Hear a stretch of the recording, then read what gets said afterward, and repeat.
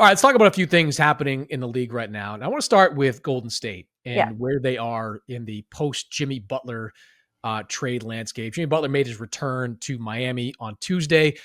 Did not go well. The Heat won big. They were obviously motivated to play in that game. No Steph Curry for Golden State, which we'll talk about, has been a big problem for them over the last couple of weeks. Jimmy Butler did not play well either. 11 points, 5 of 12 from the floor. Did get a tribute video. Like, what are we doing giving Jimmy Butler a tribute video like a month and a half About? after He he took the forced his way out franchise of? to the finals multiple times while he was there. How do you not give him a tribute video? Oh no, considering you're what on he pro said about him? tribute video. You're on team tribute video. Come Yes, I on. am actually. It's pleases and thank yous are not hard to say. And like, what is wrong with acknowledging players who are an important part of your franchise? I Oh, just but don't. no, I that's don't get fine. why But everyone's all up in arms about this all the time. It's no, 3 minutes. It's no. 2 minutes. It's the people in the arena. It's not even you. You don't have to watch it, Chris, if you don't want to. It's a nice thing to do to say thank you. And that's it. And be the bigger person, frankly, in this situation, because I don't think Jimmy Butler, if the shoe was on the other foot, would be doing a tribute video for the Miami Heat. So it's also fine to be the bigger person and show who you are as a franchise. I'm good with it. He did just quit on your team, though. He did. But again, you don't have to rehire him. You just have to say thank you for your service.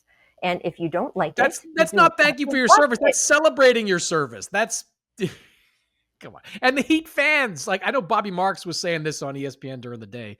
Like, he was disappointed in Heat fans. I'm with him. Like, what are you cheering this guy for? Like, come on. Well, they didn't cheer him. They did boo him most of the game. And it clearly rattled him, by the way. You read off his stats. He missed 5 of his first 6 shots. I mean, clearly he was emotional. Not having Steph there to steady him, in that kind of game was a big deal. And not having Steph in general, obviously, while he's been out, has been a big deal and skewed some of the numbers we've been talking about.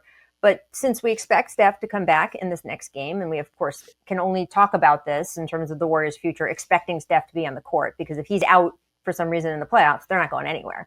But if Steph is there, and in the time that Steph and Jimmy have been playing together, I mean, we saw so much promise in that group. And it solved the Warriors' problem of what happens in the non-Steph minutes. I believe that they're, number 3 in defense since Butler has been there, which is huge, obviously, and working off Draymond, and that partnership has gone really well. I just think that you can't really judge this non-Steph time when you're talking about the Warriors' potential, because that's a gimme. If Steph's not around for some reason at some point in the playoffs, no, they're not going anywhere. And Steph is, then you can talk about the Steph-Jimmy time together. No, and I completely agree with that. What we're seeing in the last few games is not what I want to talk about. What I want to talk about is that stretch of games that they played together where they were, I think, the best team in the NBA in terms of record. They were 16-3 since Jimmy Butler was acquired, going up to the game that Steph Curry last played earlier this month.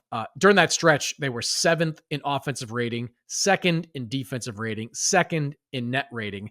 Those are the kind of numbers, Rachel, that a championship team puts up. So with this new group, have you seen enough to make you believe that this version of the Warriors is a title contending team?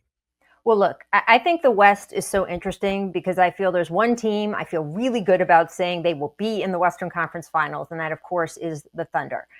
I don't know who's going to be on the other side of the court. I think it is a total crapshoot with the way the bracket ends up working out, with how much of a role the Warriors or Lakers or Nuggets or Timberwolves are at the time, how Houston in its first position is like a number 2 seed sort of, presence in the playoffs with this group of players, how they're able to handle the pressure and sort of that playoff environment and how different it is and the different way teams play.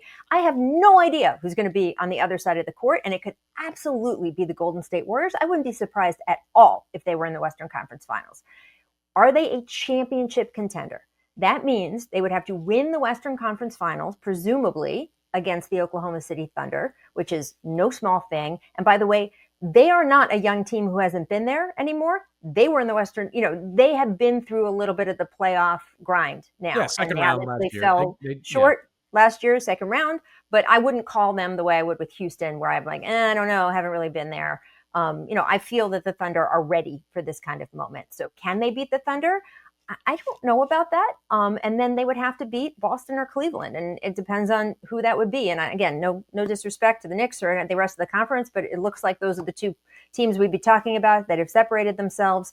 And if it's Boston that has been there, that does have the array of talent, if they have health, which they haven't had at times in this second half of the season, but if Porzingis is healthy, if Drew is healthy, if everybody is healthy and shooting the way they've been shooting, I can't sit here and say, oh my God, the Warriors would definitely beat Boston. I just think that they are in the mix to be a top 4 team when we are looking at that last part of the playoff bracket. And that's incredible considering the start of the season that they had. And not just the start, but the first 2/3. Yeah, the argument for is that their core guys are all playoff performers, battle-tested guys. Sure. Steph, Draymond, we know their history, 4 championships. Jimmy Butler, the numbers speak for themselves. He steps up his game when the postseason comes around. So I can see a scenario where they're playing in a conference finals, where their experience carries them to an NBA finals. I think what could turn out to be their Achilles heel is the lack of size. Because to get to where they want to go, they're going to have to go through some pretty big teams. Like right now, they're sitting in the number 6 seed in the West. That means a first round matchup with Denver. As that could change come mid-April. But right now, that's where they're slotted. That means Nikola Jokic and dealing with him. That's not a matchup that is going to be good for them. Not good for anybody because Nikola Jokic is great, but like their lack of size in that front court, where they're probably at their very best. Efficient with Draymond at the 5. That's probably what their best lineup is overall. And Draymond's having a defensive player of the year type of year. Now that Wemby's out, agree. Like he's right there in that mix. But at 5, trying to guard Jokic, and I don't know. I don't like that matchup at all. They get through Denver. Right now, hypothetically, Houston could be sitting there. Now, you want to be on that side of the playoff bracket because you avoid Oklahoma State at the conference finals. But Houston, also a pretty big team, also a physical team. Houston's got Steven Adams, who's been a big part of their revival this season. Alperen Sengun, very good offensive player. There's just these front court matchups I don't love for Golden State. Now, maybe their wing depth or their wing skills like overcomes it, but I don't love that they're going to have these big bodies in front of them. Not the least of which, you get to the conference finals, and all of a sudden you've got Isaiah Hartenstein, Chet Holmgren, the waves of Oklahoma City defenders that they can throw at Jimmy Butler and Steph Curry. I'm more looking at the first couple of rounds where if they go out in the first round, I think it's going to be because they don't have the size to match up with some of these conference contenders. Yeah, I mean, it would be reasonable to say the Warriors are still one piece away, and there's certainly time to address that over the summer or going into the next trade season. And I do think that so many of these teams in the West, the Warriors, the Lakers, the Nuggets, the Timberwolves, a lot of these teams, even the Clippers that we're talking about, it is bracket dependent.